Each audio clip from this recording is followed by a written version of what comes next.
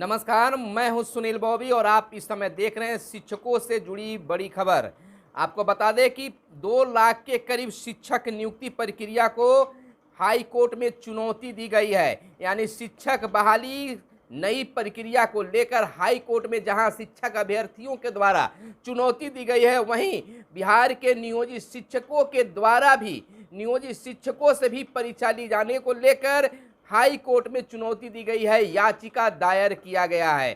तो अब दो तरफा सीधा लड़ाई अब सरकार से हो गई है। यानी कि एक तरफ शिक्षक अभ्यर्थी जहां कोर्ट में चुनौती देते दिख रहे हैं, तो वहीं बिहार के नियोजित शिक्षक जहां जिनकी संख्या 4 लाख 3.5 लाख के करीब बताई जाती है, तो इनके द्वारा भी हाई कोर्ट में याचिका दायर कर दी गई है।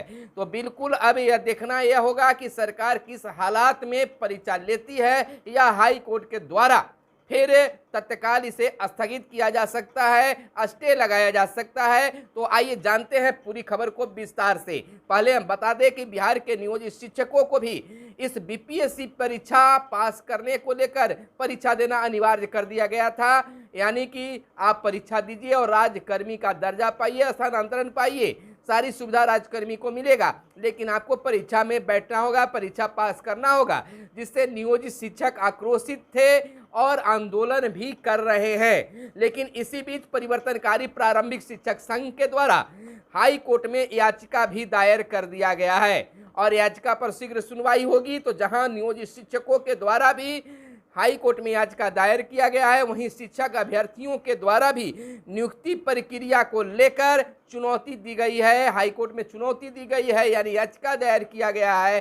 जैसा कि आप जानते हैं कि शिक्षक अभ्यर्थी टेट स्टेट पास कर चुके हैं और वे अपनी बहाली को इंतजार कर रहे थे। इसी बीच बिहार सरकार के द्वारा नई नियमावली लाया जाता है, जिसमें बीपीएससी से परीक्षा देना तय कराया जाता है। तो एक तरफ जहां नियोजित शिक्षक आक्रोशित हुए इस नई नियमावली से, तो दूसरी ओर शिक्षक अभ्यर्थी भी आक्रोशित हो गए थे। आपको बताते चले कि राज्य के 2.25 लाख के करीब शिक्षकों की नियुक्ति प्रक्रिया पर हाई कोर्ट में अब चुनौती दे दी गई है।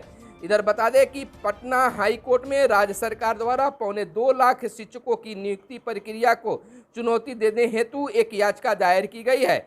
इसे प्रभाकर रंजन एवं अन्य ने दायर किया है। याचिकाकर्ता की अधिवक्ता रितिका रानी ने बताया कि इस याचिका में शिक्षकों के नियुक्ति प्रक्रिया की वैधता को चुनौती दी गई है। उन्होंने बताया कि बिहार राज्य स्कूल शिक्षक नियुक्ति, स्थानांतरण, अनुशासनिक कार्रवाई व सेवा शर्तें रूल 2023 की वैधता को चुनौती दी गई है। कहा गया है कि पुराने नियमों को शिथिल कर बिना नया नियम बना दिया गया।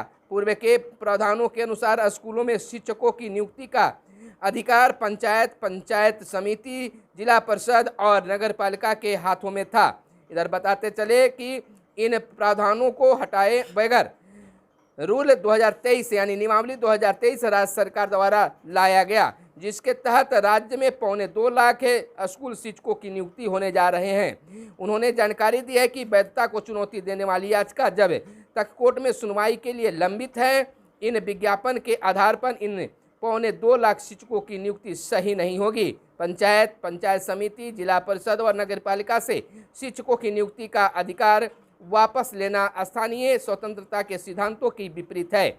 उल्लेखनीय है कि नए प्रावधानों के अनुसार इन 2.25 लाख शिक्षकों की नियुक्ति के लिए परीक्षा आयोजित कर उनके परिणाम के आधार पर नियुक्ति की अनुशंसा करने की जिम्मेवारी बिहार राज्य पब्लिक सर्विस कमीशन को सौंपी गई है।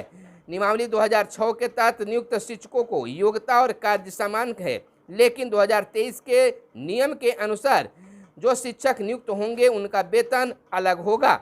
इधर हम आपको बताते चले कि अभियुक्त को किया जा रहा है, क्या है इसकी पूरी मामला। पटना हाई कोर्ट ने शुरू किया ग्रीष्मावकाश की बातें भी, और इधर हम बता दें कि बिना किसी भी सूचना के नई नियमावली बिहार सरकार के द्वारा ला दिया गया, जिससे बिहार के शिक्षक अभ्यर्थी और बहाल शिक्षक दोनों एक साथ आक्रोशित हो गए और धरना प्रदर्शन यानी विरोध प्रदर्शन के साथ साथ अब सड़क से लेकर कोर्ट तक का आवाज उठाना शुरू कर दिए हैं। यानी कि कोर्ट में भी अब बिल्कुल चुनौती दी जाने लगी है। जहां शिक्षक अभ्यर्थी चुनौती दिए हैं तो वही बहाल शिक्षकों की भी द्वारा याचिका दायर की जा रही है। अब देखना यह होगा कि क्या बिहार सरकार परीक्षा ले पाती है या फिर कोर्ट के द्वारा इसे निरस्त किया जाता है या तत्काल स्थगित किया जाता है। बड़ा दिलचस्प मोड़ पर आकर पूरी कहानी रुकती और बढ़ती हुई भी दिख रही है। रुकती है या बढ़ती है ये तो आने वाला वक्त ही गवाह होगा। फिलहाल आपके मन में क्या चल रहा है? क्या यह प्रक्रिया नई शिक्षक नियमावली शिक्षकों के लिए, शिक्षक अभ्यर्थियों के लिए, विद्यार्थियों के लिए, अभिभावकों के लिए या बिहार के शिक्षा व्यवस्था के लिए बेहतर है या नहीं? जरूर कमेंट करके बताइएगा। आपका कमेंट का इंतजार रहेगा और निश्चित तौर पर आपके कमेंट का हम देंगे जवाब। तो फिर मिलते हैं अगले वीडियो में, तब तक के लिए दीजिए इजाजत। धन्यवाद। जय हिंद, जय भारत, वंदे मातरम।